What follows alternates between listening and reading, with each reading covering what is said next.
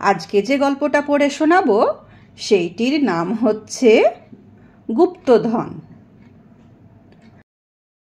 এক গ্রামে এক কৃষক পরিবার বাস করত। তাদের 3 সবল ও জোয়ান ছেলে ছিল, কিন্তু তারা খুবই অলস প্রকৃতির ছিল। কেবল বৃদ্ধ বাপের কাছে হাত পেতে খরচের জন্য টাকা পয়সা চাইতো, কিন্তু টাকা উপার্জন করার জন্য তারা কোনো কাজকর্ম করতে চাইতো না। এই জন্য চাষার মনে খুব দুঃখ আর কষ্ট ছিল। একদিন সে ছেলেদের ডেকে বলল, শোনো বাছারা, শোনো, এদিকে এসো আমার কাছে দেখি, এসো বসো। কি হলো বাবা, তুমি আমাদের ডাকছো কেন? বৃদ্ধ চাষা তখন বলল, শোনো শোনো, তোমাদেরকে আমি ডেকেছি একটা কাজের জন্য ডেকেছি, বসো। কথাটা মন দিয়ে শোনো তোমরা এবার। আমি অনেক আগে আমাদের জমিতে কিছু ধন সম্পদ পুঁতে রেখেছিলাম।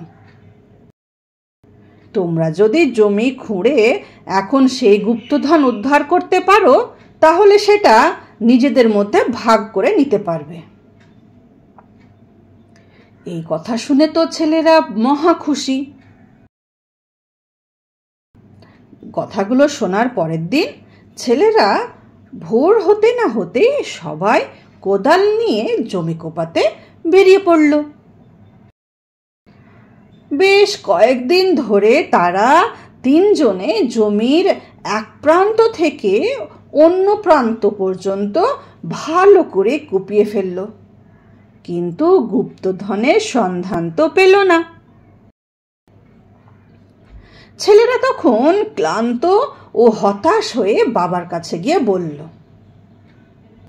বাবা বাবা বাবা বাবা ও বাবা, আমরা অনেক পরিশ্রম করে জমি কোপালাম, কিন্তু কোথাও তো গুপ্তধন পেলাম না। বৃদ্ধ চাষা তখন বলল, ঠিক আছে ঠিক আছে, তোমরা হতাশ হও না, চলো আমরা সবাই মিলে ওই জমিতে কিছু বীজ বুনে দিই আর ফসল ফলাই। তখন সকলে মিলে জমিতে ধান গাছ পুঁতে দিল। ভালো করে কোপানোর ফলে জমি ভালো তৈরি হয়েছিল, আর সৌভাগ্যক্রমে সেই বছর ভালো বৃষ্টিও হয়েছিল। সেই জন্য ফসলগুলো খুব ভালো ফলেছিল। মাঠ ভর্তি পাকা ধান রোদে ঝলমল করতে লাগলো। সোনার রঙের প্রচুর ধান দেখে চাষার ছেলেরা আনন্দে নাচতে লাগলো।